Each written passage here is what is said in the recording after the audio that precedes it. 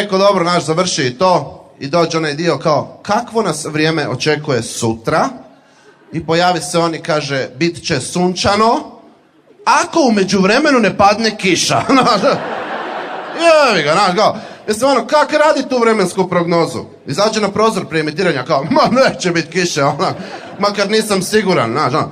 I onda najbolji dio, kad se pojavi ispred one mape zemlje, znaš, kad je nacrtana je zemlja i onda nacrtana je mapa i onda gore na toj mapi je nacrtan oblak, iza oblaka je sunce, ispod oblaka pada kiša, pored toga je pahulja snijega i dole onak magla. I ono, od 0 do 30, jebi ga, znaš, kao. Znaš, 0 teško da će biti, a 30 nije nikad u ovo doba godine. Ne, ali najbolje mi je sad, u zadnje vrijeme, u vremenskoj prognozi imaju dio u kojem pričaju kako je vrijeme bilo taj dan. Kao, znaš, danas je bilo sunčano. Rekao, pa da si mi jučer to najavio, bi se ja danas taki obukao.